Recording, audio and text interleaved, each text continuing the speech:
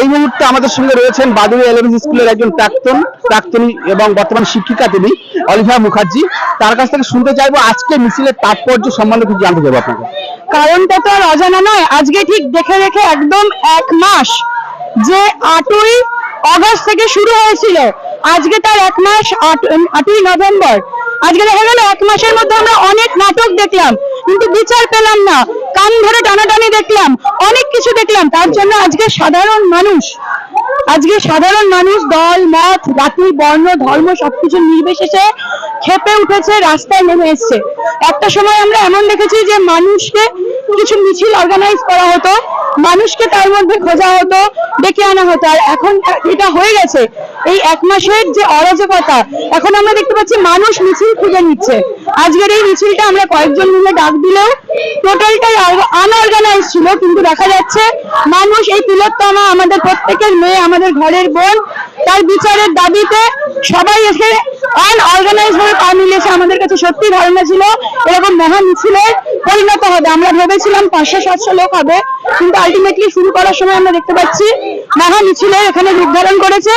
একটাই কারণ, আমরা সবাই জানি যে এখনো 1 মাস হয়ে গেল, বিচারের টিকিটুকু আমরা পেলাম না, বিচারের নামে প্রহসন হচ্ছে। কতটা আশাবাদী বিচার পাওয়ার ব্যাপারে, কতটা আশাবাদী থাকলে তো রাস্তায় নামতাম না। হতাশ হচ্ছি, একের পর এক হতাশ হচ্ছি। আমরা দেখতে পাচ্ছি শাসক পক্ষের ভূমিকা। যদি আজকে শাসক পক্ষ অনেক কিছু করতে পারতো চাইলে, ঠিক টাইমে তারা না করে ধর্ষকদের আড়াল করার চেষ্টা করছে, যারা প্রধান অভিযুক্ত প্রমাণ লোপাট করার চেষ্টা করছে, পুলিশের উপস্থিতিতে আর্যিকর ভাঙচুর করছে, আন্দোলনগুলোকে বন্ধ করার চেষ্টা করছে। এই প্রহসন, এই নাটক আজকে সাধারণ মানুষের কাছে খুলে গেছে। সেই জন্য আজকে প্রতিটা ঘরের বউ বাচ্চা 60 থেকে 70 বছর সবাই আজকে রাস্তায় নেমেছে। আগামী দিনে কি কর্মসূচি আছে যদি এখান থেকে সফলতা না পায়? রাস্তায় তো পথ দেখায়, যতদিন না পর্যন্ত আমরা বিচার পাবো, আমরা তিলোত্তমার বিচার পাবো, এবং তিলোত্তমা সহ আরো অনেক বোন ঘরে ঘরে গ্রামে শহরে এইভাবে অবিচারে রয়েছে আজ বহু বছর ধরে। প্রত্যেকের একসাথে সম্মিলিত বিচার আমরা চাই। আর সেই বিচারের দাবিতে যতদিন না পাবো, একের পর এক মিছিল চলবে, অবরোধ চলবে, অবস্থান চলবে, এইভাবে রাস্তাতেই আমরা পথ বেছে নেব। আমাদের সঙ্গে এই মুহূর্তে রয়েছেন তসলিফ আরিফ। আমি জানতে চাইবো যে আজকে কুলিয়া রামচন্দ্রপুর ইউনিয়ন হাই স্কুলের প্রাক্তনী, তো আজকে মিছিল সম্পর্কে যদি সংক্ষেপে কিছু বলো আমাদের।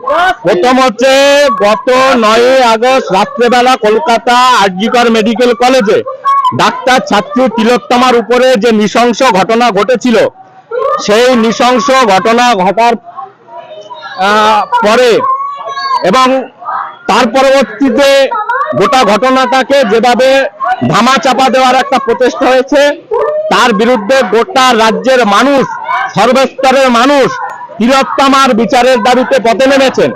আমরা এইখানে প্রথমে বেশ কয়েকটি স্কুলের প্রাক্তনীরা মিলে একসাথে বসে আমরা ঠিক করেছিলাম কোন রকম রাজনৈতিক দলীয় পতাকা বিহীন এবং রাজনৈতিক দলীয় স্লোগান বাদ দিয়ে শুধুমাত্র উই ওয়ান্ট জাস্টিস এবং জাস্টিস ফর আরজিকর, অর্থাৎ সমস্ত রকম যে সংকীর্ণতার ঊর্ধ্বে গিয়ে আমাদের বোন, আমাদের ঘরের মেয়ে তিলোত্তমার বিচারের দাবিতে সমাজের সর্বস্তরের মানুষকে এই মিছিলে হাঁটবার ডাক দিয়েছিলাম প্রাক্তনীদের পক্ষ থেকে।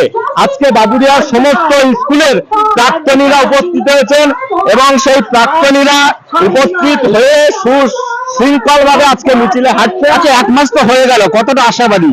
আমরা বিচার আদায় করেই ছাড়বো। ভারতবর্ষের বিচার ব্যবস্থা, সেই বিচার ব্যবস্থা একটু সময় সাপেক্ষ আমরা জানি, কিন্তু সেই সময় সাপেক্ষ বিচার ব্যবস্থাকে সময় সংক্ষিপ্ত করে দ্রুত বিচারের পথ আছে ভারতীয় সংবিধানে। সেই পথ ধরে দ্রুত তিলোত্তমার বিচার এবং রাজ্যের মানুষের কাছে ন্যায় বিচারের দৃষ্টান্ত তুলে ধরতে হবে, অপরাধীদের দৃষ্টান্তমূলক শাস্তি দিতে হবে।